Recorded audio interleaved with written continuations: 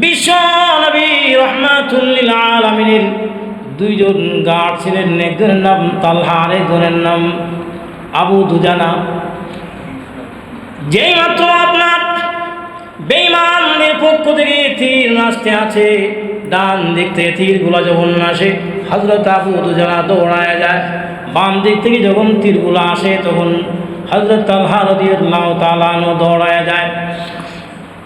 এক পর্যায়ে সাহাবী বলেন, হুজুর বাম দিক থেকে যতগুলো তীরগুলো আসবে সমস্ত তীর যেন আমার বুকের মধ্যে ঢুকে, একটা তীরের আঘাত যেন আপনার শরীর মুবারকের মধ্যে না ঢুকে। হযরত তালহা বলেন, নবীজি ডান দিক থেকে যতগুলো তীরগুলো আসবে সমস্ত তীরগুলো যেন আমার শরীরের মধ্যে ঢুকে, একটা যেন আপনার শরীরের মধ্যে না ঢুকে। এইরকমভাবে যুদ্ধ চলতে আছে, তুমুল যুদ্ধ চলতে আছে। এক পর্যায়ে অনেক ধরনের কদর সাহাবায়ে কেরাম ওনারা শাহাদাতের পেয়ালা পান করছেন। শাহাদাতের পেয়ালা পান করে ওনারা যুদ্ধের ময়দান থেকে জান্নাতের মেহমান হয়ে গেছে।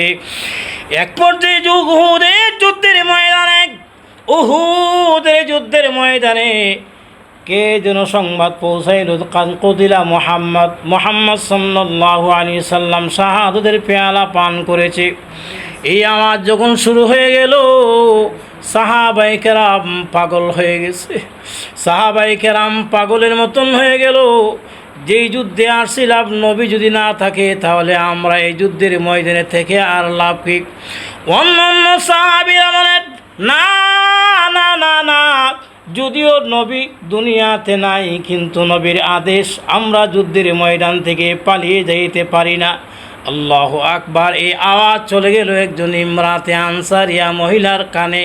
যেই মাত্র গেছে নবীর মহব্বতে ইমরাতে আনসারিয়া মহিলা একটা দৌড় দিয়েছে, আওলা জাওলা চুল নিয়ে পাগলের মতন হয়ে উনি দৌড়তে শুরু করেছে। দৌড়তে একজন সাহাবীর সাথে সাক্ষাৎ হয়ে গেল। সাহাবী বলেন, মা আপনি কোথায় যান? বলে উহুদের যুদ্ধের ময়দানে যায়। না না না, আপনি যুদ্ধের ময়দানে গিয়া কোনো লাভ হবে না। আপনার যে স্বামী যুদ্ধের ময়দানে অংশগ্রহণ করেছিল, আপনার স্বামী শাহাদাতের পেয়ালা পান করেছে। এইবারে ইমরাতে আনসারিয়া মহিলা সাহাবী বলেন, না আমি শুনতে চাই না, কে শাহাদত বরণ করেছে বলো, আমার নবীজির কোন অবস্থা। আল্লাহু আকবার। মহিলা পাগলের মতন দৌড়তে আছে। কিছুক্ষণ দৌড়তে একজন সাহাবীর সাথে সাক্ষাৎ হয়ে গেল। সাহাবী বলেন, মা আপনি কোথায় যান? আমি যুদ্ধের ময়দানে যাই। মা গো, যুদ্ধের ময়দানে গিয়া কোনো লাভ হবে না। তোমার যে কলিজার টুকরা দুইটি সন্তান উহুদের যুদ্ধে অংশগ্রহণ করেছিল, আপনার দুটা সন্তানই শাহাদত লাভ করেছে। এইবারে মহিলা ইমরাতে আনসারিয়া মহিলা বলেন, কে শহীদ হয়েছে তা আমি শুনতে চাই না, বলো আল্লাহর হাবিবের কি অবস্থা। আল্লাহু আকবার। দৌড়তে গিয়া দেখেন নবীজি একটা গর্তের মধ্যে পড়ে আছে। শরীরের মধ্যে রক্তাক্ত শরীর নিয়ে নবীজি পড়ে আছে। আল্লাহু আকবার। মহিলা সাহাবী নবীজির কাছে গিয়া যখন নবীকে দেখতে পাইছে, মুহূর্তের মধ্যে শুকরিয়া আদায় করে বলেন, ওগো আল্লাহর নবী, আমার কানে আওয়াজ গেছে আপনি নাকি শাহাদাতের পেয়ালা পান করেছেন। আপনার মহব্বতে এক নজর দেখার জন্য আমি যখন দৌড় দিয়েছি, সামনে একজন সাহাবীর সাক্ষাৎ হয়ে গেল। সাহাবী বলতে আছে, আপনি আমার স্বামী নাকি যুদ্ধের ময়দানে অংশগ্রহণ করেছিল। ওগো আল্লাহর নবী, কে শহীদ হয়েছে তা আমি শুনতে চাই না, বলেন।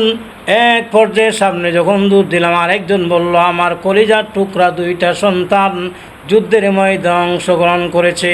আমি সামনে দৌড়তে আছি, আপনাকে দেখলাম। আমার কলিজার টুকরা দুইটি সন্তান মরা সুখ এবং আমার স্বামী মরা সুখ, সমস্ত সুখগুলো আমার অন্তর থেকে দূর হয়ে গেছে। আপনি আছেন মানিক, সব কিছুই আছে গো আল্লাহর নবী। আপনি আছেন মানে আমার সব কিছুই আছে।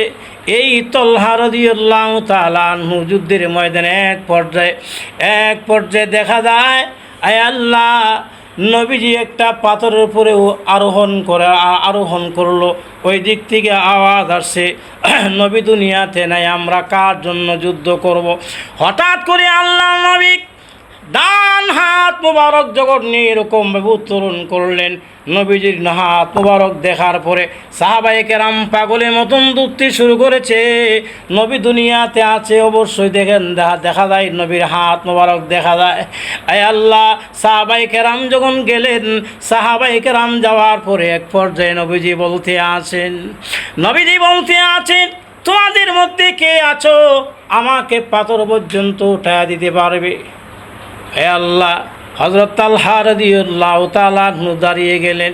যেই সময় তালহা দাঁড়িয়ে গেছেন, এই সময় তালহার গায়ে একটা নয় দুই